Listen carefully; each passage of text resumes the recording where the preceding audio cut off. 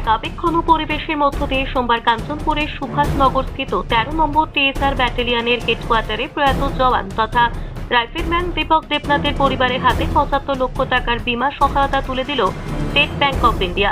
Police salary প্যাকেজের অন্তর্গত insurance সুবিধা থেকে অর্থ প্রদান করা হয়। জানা গেছে, কাঞ্চনপুর হেডকোয়ার্টারের অন্তর্গত 13 নম্বর ব্যাটালিয়নের জওয়ান দীপক দেবনাথ গত 22 অক্টোবর 2024 তারিখে বিদ্যুৎস্পৃষ্ট হয়ে মৃত্যুবরণ করেন। ওনার বাড়ি ছিল কাঞ্চনপুরের লালজুড়ি এলাকায়।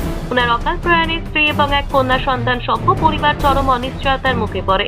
তবে ওনার নামে স্টেট ব্যাংকে অ্যাকাউন্ট থাকার সুবাদে পুলিশ স্যালারি প্যাকেজের আওতায় থাকা বীমা সুবিধা থেকে 75 লক্ষ টাকার আর্থিক সহায়তা সোমবার আনুষ্ঠানিকভাবে ওনার স্ত্রী সঞ্চিতা নাথের হাতে তুলে দেওয়া হয়।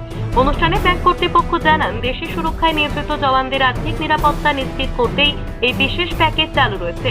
ভবিষ্যতেও এমন সহায়তা অব্যাহত থাকবে বলে তারা আশ্বাস দেন। এদিন একই সঙ্গে টিএসআর ক্যাম্পে কর্মরত জওয়ানদের জন্য একটি সচেতনতামূলক শিবিরের আয়োজন করা হয়। সেখানে স্টেট ব্যাংকের পক্ষ থেকে পুলিশ স্যালারি ইন্স্যুরেন্স প্যাকেজ সহ বিভিন্ন ব্যাংকিং সুবিধা, বীমা সুরক্ষা এবং আর্থিক পরিকল্পনা সম্পর্কে বিস্তারিত আলোচনা করা হয়। অনুষ্ঠানে উপস্থিত ছিলেন এসবিআই এর রিজিওনাল ম্যানেজার তমাল কিশোর দেব বর্মন, এসবিআই কাঞ্চনপুর শাখার ম্যানেজার মিটন দে এবং টিএসআর 13 নম্বর ব্যাটালিয়নের কমান্ডেন্ট নারায়ণ রায় চৌধুরী সহ প্রায় 200 জনেরও বেশি জওয়ান।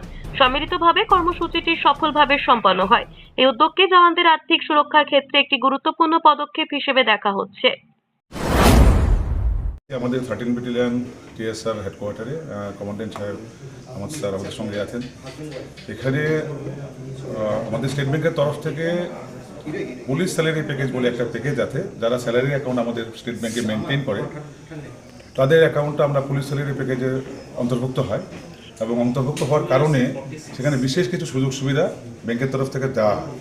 তারই একটা অঙ্গ হিসেবে আমাদের এখানে একজন জওয়ান দীপক দেবনাথ, উনি দুর্ঘটনাগ্রস্ত হন এবং দুর্ঘটনাগ্রস্ত হয়ে উনি প্রাণ হারান এবং ওনার যে ইন্স্যুরেন্স কাভারেজটা ছিল অ্যাক্সিডেন্টাল ইন্স্যুরেন্স, সেই 75 লাখ টাকার চেক আজকে আমরা ওনার স্ত্রীর হাতে তুলে দিয়েছি এবং আপনাদের অবগতির জন্য জানাই সেই টাকাটা ওনার অ্যাকাউন্টে জমাও হয়ে গেছে।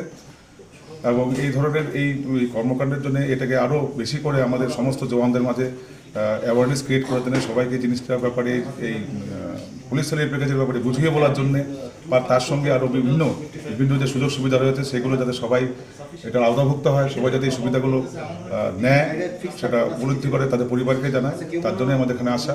এবং আজকে আমরা খুবই আনন্দিত যে কমান্ডেন্ট স্যার আমাদের আজকে এই সুযোগটা দিয়েছেন, তার জন্য আমরা বিশেষভাবে ওনার প্রতি ধন্যবাদ জ্ঞাপন করছি আমাদের স্টেট ব্যাংকের তরফ থেকে, আমাদের কাঞ্চনপুর পঞ্চায়েত তরফ থেকে। ধন্যবাদ।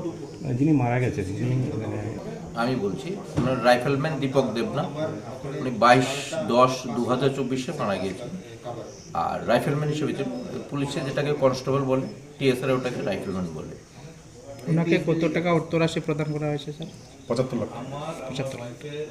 এবং আপনাদের বলে রাখি আপনাদের অবগতির জন্য, এই যে ইন্স্যুরেন্স প্যাকেজটা ছিল বা আছে যারা এখন আমাদের, এটার জন্য কিন্তু আলাদা করে কাউকে কোনো 1 পয়সাও প্রিমিয়াম দিতে হয় না।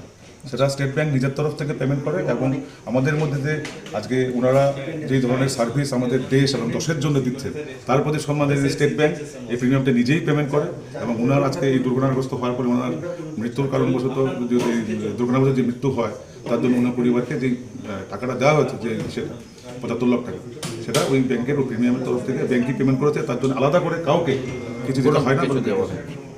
ঠিক আছে।